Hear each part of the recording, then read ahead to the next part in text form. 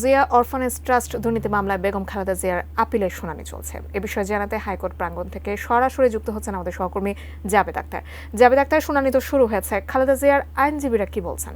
প্রধান বিচারপতি ডক্টর সৈয়দ রেফাত আহমেদের নেতৃত্বাধীন যে পূর্ণাঙ্গ আপিল বেঞ্চ, সেই আপিল বেঞ্চে জিয়া অরফানেজ ট্রাস্ট দুর্নীতি মামলায় খালেদা জিয়ার যে আপিল তিনি করেছিলেন সাজার বিরুদ্ধে, সেটির শুনানি শুরু হয়েছে। 11টা বাজে, এখন কিছুক্ষণ আগেই, এই মিনিটখানেক আগেই কোর্ট বিরতিতে গেছেন, আধা ঘন্টার বিরতি। অর্থাৎ এই মুহূর্তে আপাতত শুনানি বিরতিতে আছে। 11:30টার সময় আবার কোর্ট উঠবে।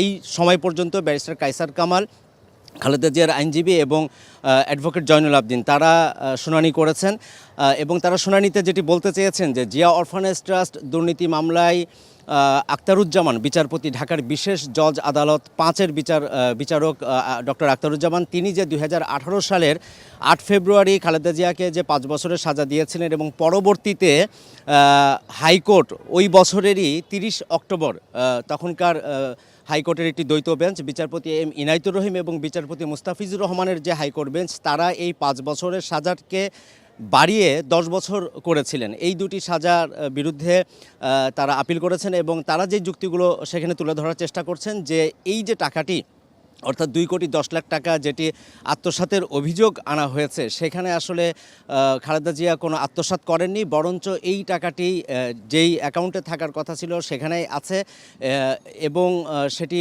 কয়েক গুণ ইতিমধ্যে বেড়েছে। এবং তারা বলছেন যে খালেদা জিয়াকে তখন রাজনৈতিক প্রতিহিংসার কারণেই এই মামলাটি দেওয়া হয়েছিল। ব্রেকফাস্ট, টিফিন কিংবা স্ন্যাক টাইমে মজাদার আয়োজন মানে অল টাইম ব্রেড। আপনাকে একটু ব্যাকগ্রাউন্ড বলি জাকিয়া, সেটি হচ্ছে সেনা সমর্থিত তত্ত্বাবধায়ক সরকারের কথা নিশ্চয়ই আপনার মনে আছে।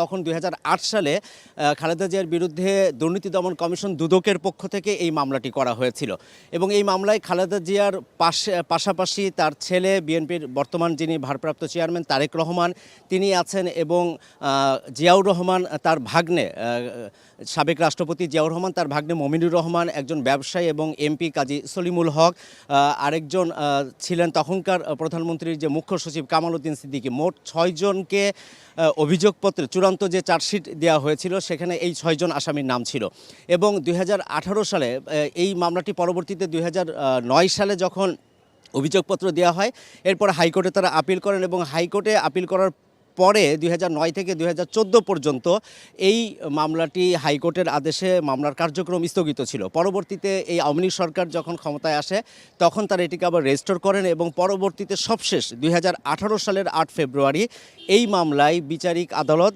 ডক্টর আখতারুজ্জামান, যিনি ঢাকার বিশেষ জজ আদালত 5-এর বিচারক, খালেদা জিয়াকে 5 বছরের সাজা দেন এবং অন্য আসামি যারা তাদেরকে 10 বছর করে সাজা দেওয়া হয়েছিল এবং একই সাথে 2,10,00,000 টাকা করে প্রত্যেককে জরিমানা দিতে বলা হয়েছিল।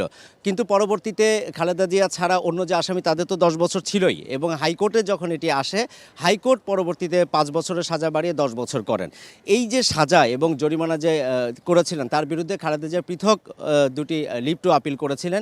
দীর্ঘদিন যেহেতু আওয়ামী লীগ সরকার ক্ষমতায় ছিল এবং তখনকার বিচার বিভাগ অনেকটা আওয়ামী লীগ সরকারের অধীনেই ছিল বলে অভিযোগ করছেন বিএনপির যারা আইনজীবী, এই কারণেই সেই পৃথক যে লিভ টু আপিল, সেই লিভ টু আপিল গ্র্যান্ড হয়নি। পরবর্তীতে ছাত্র জনতার অভ্যুত্থানের মুখে 5 আগস্ট যখন আওয়ামী লীগ সরকারের পতন হয়, তারপরে এই মামলাটি তারা নিয়ে আসেন এবং মেনশন করেন।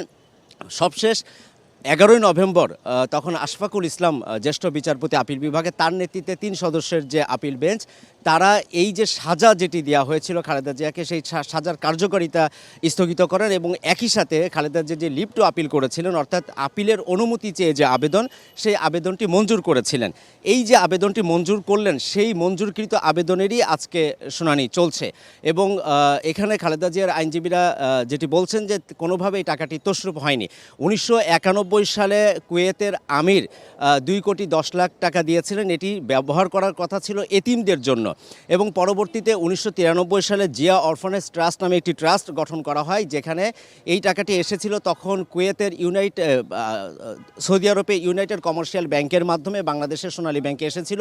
ওখান থেকে টাকাটি স্থানান্তর করে জিয়া অরফানেজ ট্রাস্ট নামে একটি ট্রাস্ট গঠন করা হয়েছিল, কিন্তু তাদের অভিযোগ হচ্ছে এই টাকাটি আসলে তাদের ক্ষমতার অপব্যবহার করেছিলেন Khaleda Zia, breach of trust অর্থাৎ বিশ্বাস ভঙ্গ করেছেন।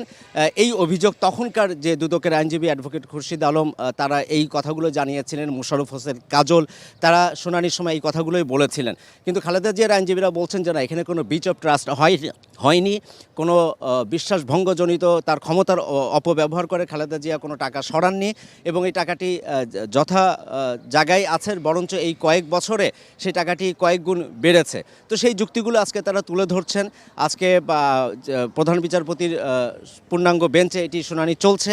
শুনানির পরে হয়তো আমরা বুঝতে পারবো যে এই মামলাটি আসলে টিকবে কিনা। যদি গ্রাউন্ড না থাকে, যদি টাকা আত্মসাৎ হয়েই না থাকে এবং সেটি যদি খালেদা জিয়ার আইনজীবী যারা আছেন তারা যদি যথাযথভাবে এটিকে আদালতের কাছে প্রমাণ করতে পারেন, তাহলে যে সাজাটি বিচারিক আদালত দিয়েছিল এবং পরবর্তীতে হাইকোর্ট যে 10 বছর করলো সাজাটি বাড়িয়ে, সেই সাজাটি একেবারেই হয়তো স্থগিত হবে এবং মামলাটি বাতিল হওয়ারও সম্ভাবনা রয়েছে।